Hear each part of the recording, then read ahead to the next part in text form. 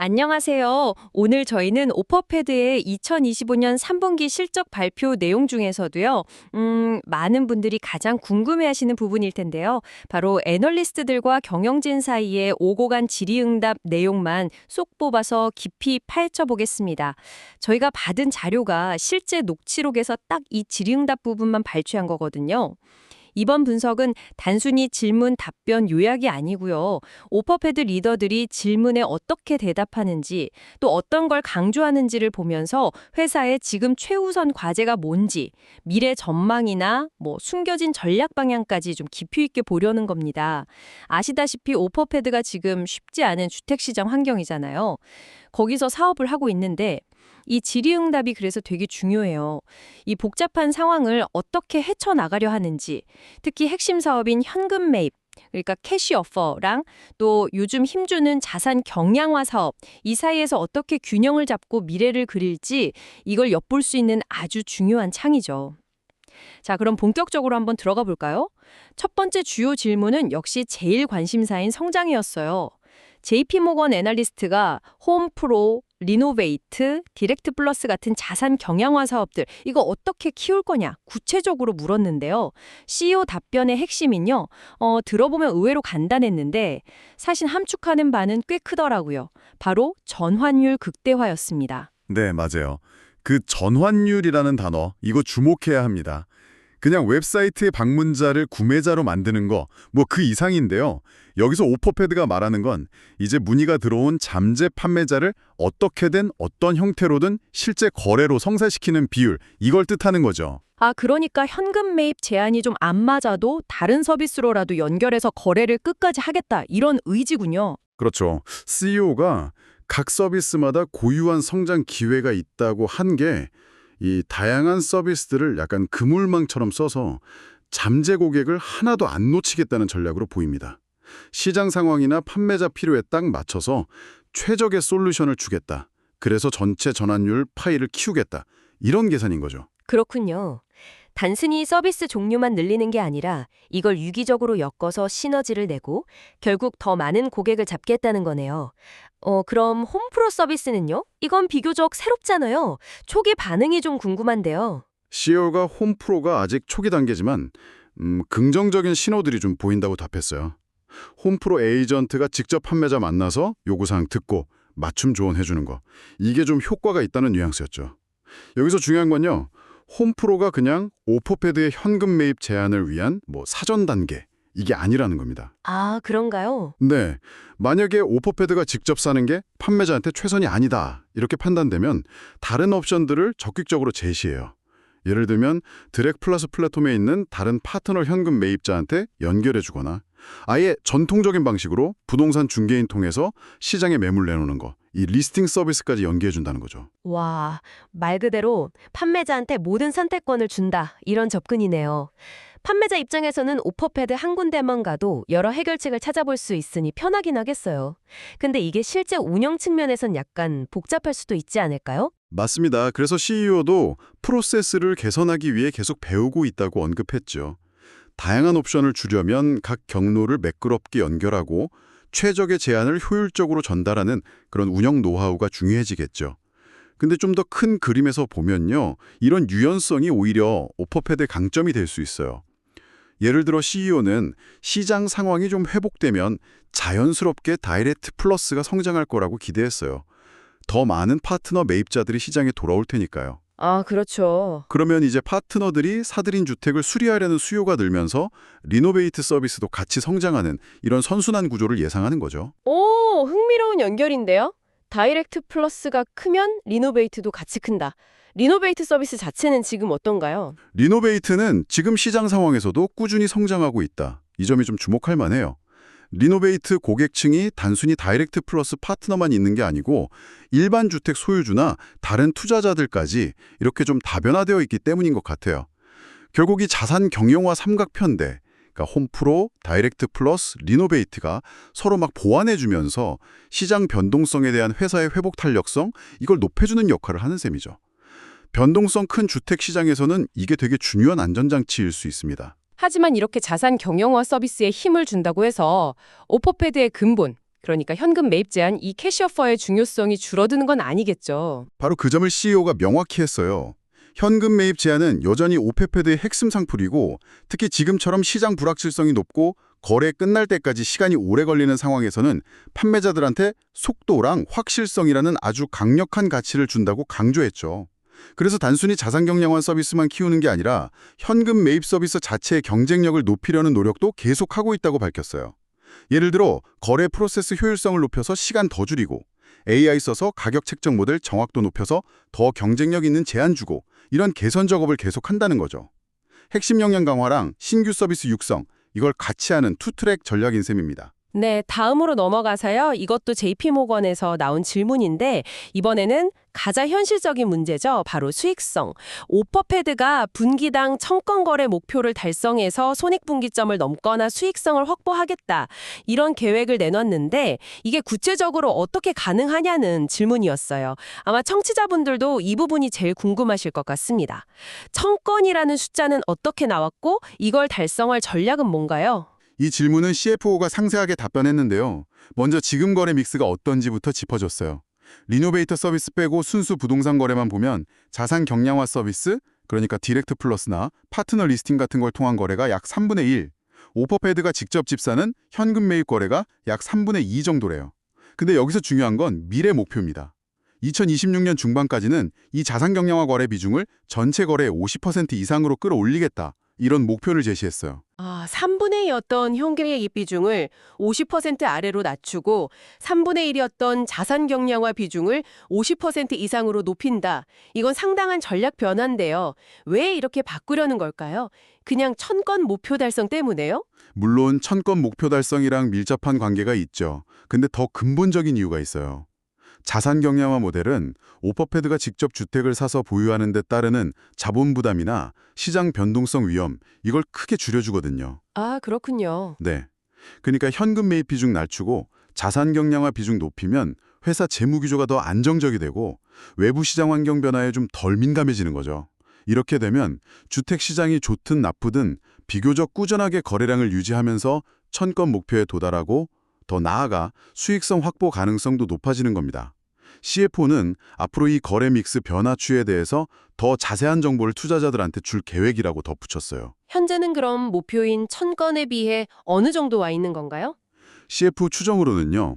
현재 현금 매입이랑 자산 경량화 거래 합쳐서 총 거래 건수가 분기당 한 500건 수준이래요. 500건이면 목표의 딱 절반이네요. 그렇죠.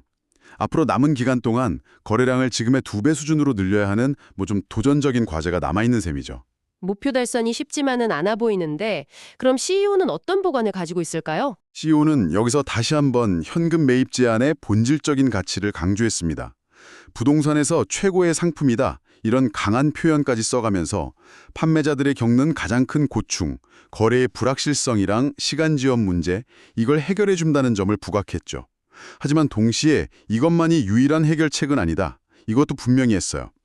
홈프로 서비스를 통해서 판매자가 원하면 공개 시장에서 더 높은 가격 받을 가능성도 찾아보게 돕고 다이렉트 플러스를 통해서 다른 현금 매입자들의 경쟁적인 제안까지 받아볼 수 있게 해서 판매자 스스로가 자기한테 제일 유리한 길을 선택하도록 지원하는 판매자 중심 전략을 강조했습니다. 결국 핵심 상품의 강점은 지키되 유연한 선택지를 줘서 전체 거래 성사 가능성, 그러니까 아까 말한 전환율을 극대화하려는 시도군요. 어떤 고객이든 오퍼패드 생태계 안에서 해결책을 찾게 만들겠다. 이런 거네요. 이번에는 KBW, 그러니까 키프 브루어텐 올즈 애널리스트가 홈프로 서비스에 대해 좀 더 깊이 파고들었어요. 홈프로는 아무래도 현장 에이전트가 직접 판매자를 방문하고 그러니까 좀 인력 기반 서비스 느낌이 강한데 이거 확장하려면 인력 채용이 꽤 많이 필요하지 않겠냐 이런 현실적인 질문이었죠. CEO 답변이 꽤 흥미로웠다고요? 네, CEO가 인력 확장에 대한 우려는 인정하면서도 핵심은 기술을 통한 확장성 확보에 있다고 답했어요. 물론 현장에서 판매자 직접 만나는 홈프로 에이전트는 필요하죠. 근데 그 외 지원 인력 증가는 최소화하면서 효율성을 높이겠다는 전략입니다. 이미 고객이 웹사이트에서 직접 주택점검 약속 잡는 프로세스는 자동화되어 있다고 예를 들었고요. 그리고 여기서 더 나아가서 AI 기술을 활용한 아주 획기적인 운영 효율화 계획을 구체적으로 밝혔는데 이 부분이 이번 질의응답에서 기술적으로는 가장 주목할 만한 내용이었어요. AI 기술이라면 구체적으로 어떤 건가요? 그냥 업무 자동화 수준은 아닐 것 같은데요. 그렇습니다. CEO가 언급한 건 AI 기반의 사진 인식하고 스마트 스코핑 기술 개발이에요. 연말까지 1단계 론칭 목표라고 하는데요. 이게 진짜 구현되면 파급력이 상당할 것 같아요. 사진 인식이랑 스마트 스코핑, 그게 뭔가요? 판매자가 집 사진 찍어서 올리면 AI가 이 사진들을 분석해서 자동으로 주택 상태나 잠재적인 문제점, 예를 들어 수리 필요한 부분 같은 거, 이걸 식별하고 필요한 리모델링 범위를 추정하는 거예요. 그리고 이 데이터를 오퍼패드의 가격 책정 모델에 자동으로 입력까지 해주는 거죠. 와, 그게 가능하다고요? 사진만 보고요.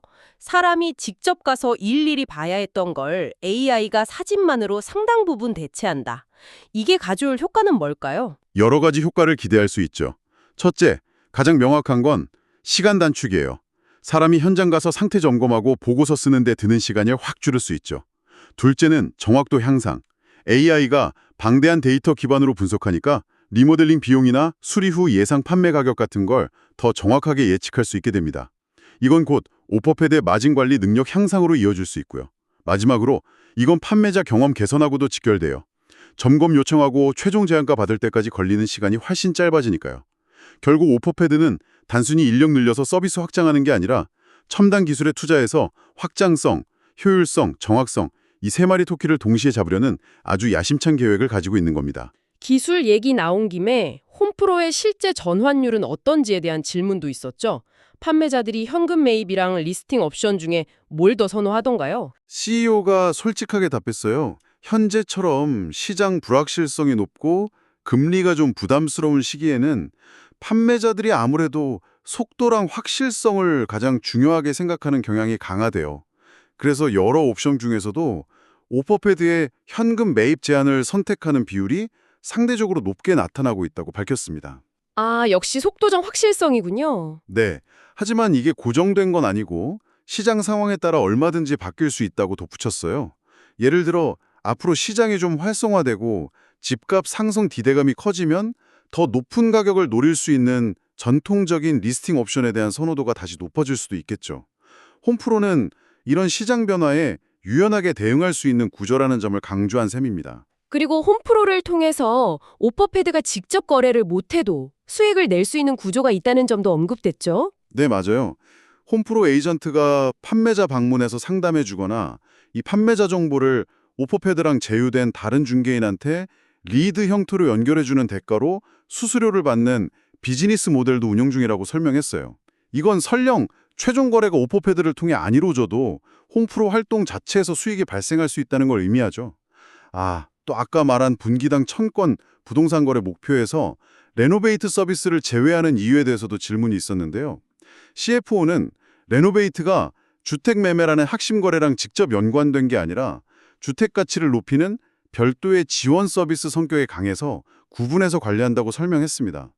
각 사업 부문의 성격이랑 수익 모델을 명확히 하려는 의도로 보여요. 다음 질문도 KBW에서 나왔습니다. 이번에는 좀 더 거시적인 관점인데요. 기관 투자자들 활동 동향, 특히 대형 단독주택 임대, 그러니까 SFR 회사들의 움직임이 오퍼패드 디렉트 플러스나 레노베이트 사업에 어떤 영향을 주는지 이런 질문이었어요. 요즘 이 기관 투자자들의 움직임이 많이 둔화됐다는 얘기가 있는데 실제 상황은 어떤가요? CEO가 자신의 관찰 결과를 공유했는데요.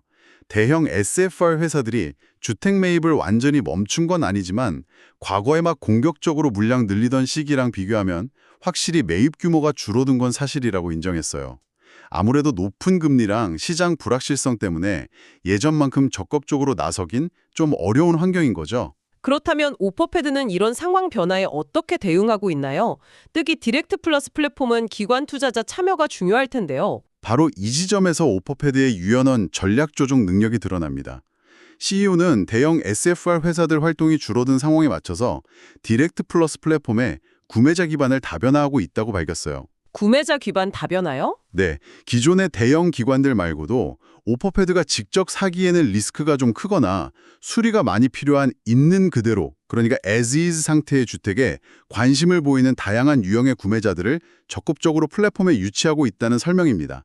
예를 들면 단기간 보유 수리해서 대파는 걸 전문으로 하는 플리핑 투자자들이나 장기 임대 수익 목적으로 하는 중소규모 펀드 같은 곳들이 해당될 수 있겠죠. 아, 구매자 유형을 다양하게 구체적으로 어떤 노력을 하고 있나요? 오퍼패드는 다이렉트 플러스에 참여하는 구매자들을 단기 보유 목적, 숏홀드랑 장기 보유 목적, 롱홀드로 분류해서 관리하고 있고요. 특히 특정 지역 시장에 대한 깊은 이해와 전문성을 가진 중견 규모 펀드들과의 파트너십을 강화해서 좋은 성과를 내고 있다고 언급했어요. 이게 결국 대형 SFR이라는 특정 구매자 그룹에 대한 의존도를 낮추고 다양한 종류의 주택 거래, 그러니까 상태 좋은 집부터 수리 많이 필요한 집까지 이걸 중개함으로써 플랫폼의 안정성이랑 수익 기여를 동시에 확대하려는 전략으로 해석됩니다. 또 이렇게 확보된 다양한 구매자 풀은 잠재적으로 위노베이트 서비스의 신규 고객이 될 수도 있으니까 아까 얘기한 사업 부문 간 시너지 효과도 기대할 수 있는 부분이고요. 자, 마지막으로 골드만삭스 애널리스트가 던진 질문들을 살펴보겠습니다. 첫 번째는 역시나 손익분기점 달성 시점에 대한 거였고, 두 번째는 최근에 한 조직 개편, 특히 새로운 최고 운영 책임자 COO 영입 배경에 대한 질문이었어요. 손익분기점 관련해서는 앞서 논의된 내용들이 다시 한번 확인됐죠. 분기당 1000건 거래 목표랑 2020년 중반까지 자산 경량화, 현금 매입 비중 50 달성 계획이요. 이 계획들이 순조롭게 진행되면 언제쯤 수익성 확보가 가능하다고 보는 걸까요? CFO는 구체적인 시점을 딱 명시하기보다는 수익성 확보를 위한 두 가지 핵심 동력, 그러니까 거래량 증대랑 비용 절감이 어떻게 맞물려 돌아가는지를 강조했어요. 거래량 측면에서는 아까 설명한 1000건 목표랑 50.50 믹스 전환을 통해 안정적인 매출 기반을 확보하겠다는 계획이고요. 동시에 비용 측면에서의 노력을 아주 구체적으로 설명했습니다. 이미 연간 1억 5천만 달러 규모의 고정 비용을 절감하는 성과를 거뒀고 분기별 운영 비용, 즉 OPEX라고 하죠.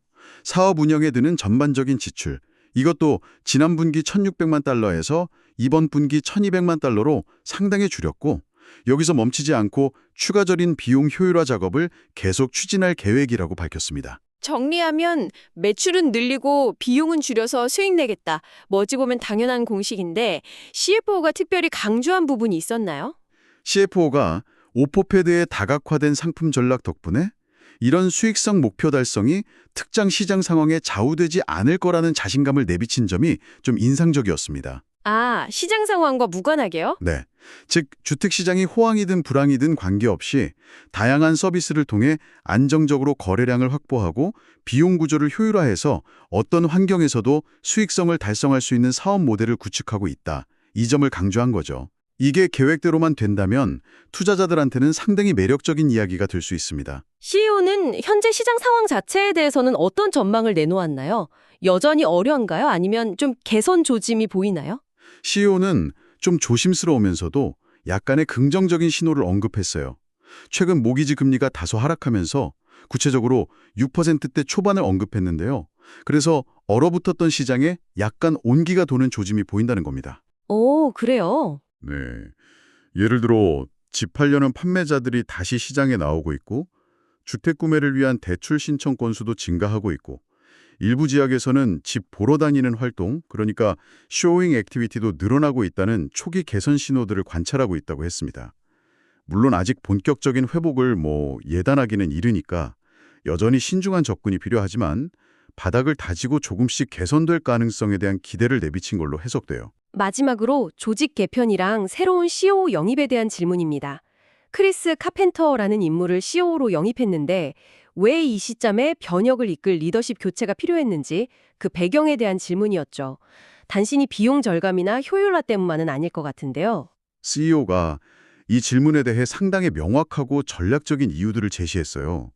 단순히 지금 어려운 시기를 극복하기 위한 임시방편이 아니라 오퍼패드의 다음 단계 성장을 위한 필수적인 조치라는 점을 강조했는데요.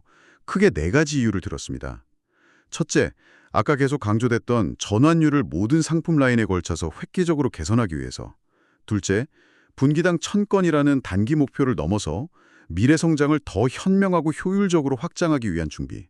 셋째, 홈프로, 디렉트 플러스, 리노베이트 등 서로 연결된 여러 상품 라인 전반의 운영 효율성이랑 시너지를 극대화하기 위해서. 예를 들면 디렉트 플러스 고객이 자연스럽게 리노베이트 서비스를 이용하게 만드는 프로세스 구축 같은 거요. 아, 시너지 랑화. 네. 그리고 마지막으로 조직의 새로운 관점과 운영 전문성을 불어넣어서 혁신을 가속화하기 위함이라고 설명했습니다. 그렇군요. 단순한 구조 조정이 아니라 미래 성장을 위한 체질 개선이랑 시스템 구축에 초점을 맞춘 전략적 영입이라는 거네요.